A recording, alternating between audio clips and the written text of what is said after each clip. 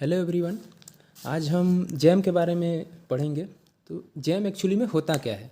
तो जैम फलों के पल्प और शुगर को एक निश्चित अनुपात में साथ में पकाकर तैयार किया गया एक प्रोसेस प्रोडक्ट होता है जिसका TSS 68% होता है ना। और ठीक इसी के सिमिलर एक प्रोडक्ट और होता है जेली। वो क्या होता है कि फलों के जूस और शुगर को साथ में मिलाकर पका कर तैयार किया जाता है ना, और उसका TSS होता है 65%। तो यहाँ पे ध्यान रखने वाला चीज़ क्या है कि जैम फलों के पल्प से बनता है और जेली फलों के जूस से बनता है। आगे देखते हैं। उपयुक्त फल ऐसे कौन कौन से हैं जिससे कि सबसे बढ़िया क्वालिटी का जैम बनता है। तो सेब उसमें से सबसे बेस्ट क्वालिटी का जैम बनता है। उसके अलावा बहुत सारे फल हैं जैसे केला, अमरूद, नाशपाती, चीकू, पपीता और भी हैं, है ना। लेकिन सबसे बेस्ट क्वालिटी का जो जैम बनता है वो सेब से बनता है। फलों के अलावा फूल से भी हम जैम बना सकते हैं। जैसे कि आप लोगों ने गुलकंद का नाम सुना होगा, जो कि रोज़ के पेटल्स यानी पंखुड़ी और शक्कर को 1:1 में मिलाकर बनाया जाता है ना। तो गुलकंद भी जैम है, लेकिन वो फ्लावर से बनाया जाता है। अब जैम बनाने का जो विधि है या फिर मेथड ऑफ जैम प्रिपरेशन, उसके कुछ स्टेप्स हैं जैसे कि सिलेक्शन ऑफ फ्रूट, इसके बाद उसका वॉशिंग, फिर कटिंग करना, इसके बाद उसका फलों का छिलाई, इसके बाद उसको पल्पर से उसका पल्प निकाल के फिर शक्कर मिलाकर उसको पकाकर जैम तैयार किया जाता है ना। इसके बाद उसका बॉटलिंग वगैरह आता है।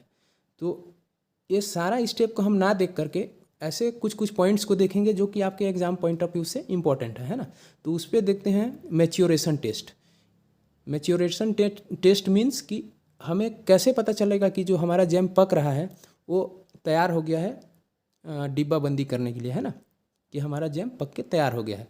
तो उसके लिए कुछ टेस्ट होते हैं जिसको मैच्योरेशन टेस्ट कहते हैं। मैच्योरेशन टेस्ट में मेनली 4 हैं। पहला सीड टेस्ट, दूसरा प्लेट टेस्ट, तीसरा हैंड रिफ्रेक्टोमीटर टेस्ट और चौथा टेम्परेचर टेस्ट, है ना। एक एक करके देखेंगे। तो पहला 2 है जो सीड टेस्ट और प्लेट टेस्ट।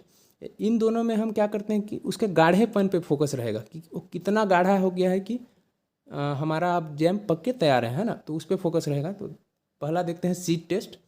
तो सीड टेस्ट कैसे करते हैं कि एक चम्मच से जो पकते हुए जैम को लेकर के उसको धीरे धीरे ज़मीन पे गिराते हैं, है ना।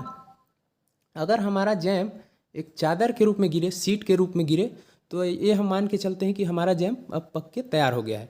अगर वो चादर के रूप में ना गिरे, मतलब कि वो छोटे छोटे टुकड़ों के रूप में गिरे, तो अभी उसको थोड़ा सा और पकाना बाकी है।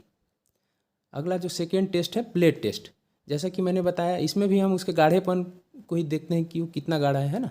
तो इस पे क्या करते हैं कि एक चम्मच की सहायता से प्लेट पे उसको एक बूंद के रूप में गिराते हैं जैम को।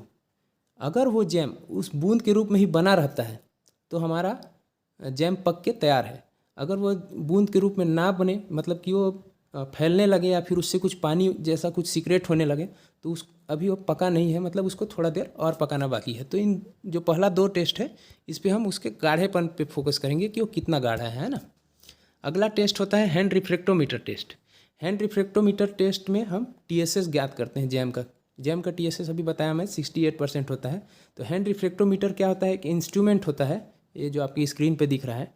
उस पर क्या करते हैं कि इसका जो ये ब्लू वाला पार्ट है उस पर थोड़ा सा जैम को रख करके, पकते हुए जैम को रख करके इस इंस्ट्रूमेंट को अपने आई लेवल पे रख लाते हैं और यहाँ से रीडिंग नोट कर लेते हैं।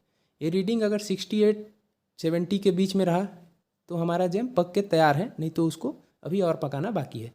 हैंड रिफ्रेक्टोमीटर में जो रीडिंग होता है वो ब्रिक्स परसेंटेज में नोट किया जाता है ना, उसका यूनिट होता है। जो लास्ट टेस्ट है टेम्परेचर टेस्ट, इसको बॉइलिंग पॉइंट टेस्ट भी कहते हैं। इस पर कुछ नहीं करना है, पकते हुए जैम में जो थर्मामीटर होता है उसको डिप करते हैं और टेम्परेचर नोट कर लेते हैं। अगर टेम्परेचर 105 डिग्री सेंटीग्रेड आ गया, इसका मतलब है कि हमारा जैम पक के तैयार हो गया है। तो ये था हमारा जैम से रिलेटेड कुछ इंपॉर्टेंट पॉइंट्स। अब आपके एग्ज़ाम में क्या क्वेश्चन आते हैं उसको हम थोड़ा सा डिस्कस कर लेते हैं। तो इसमें सबसे इम्पॉर्टेंट क्वेश्चन बनता है उसके TSS से कि जैम का TSS कितना होता है। तो अभी बताया आपका जैम का TSS होता है 68%।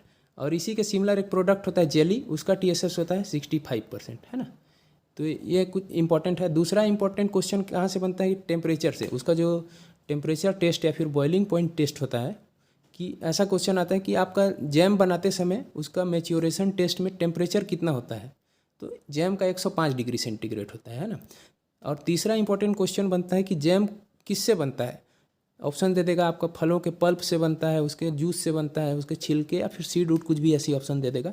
तो हमेशा याद रखना जैम जो होता है फलों के पल्प से बनता है और जो जेली होता है वो फलों के जूस से बनता है ना।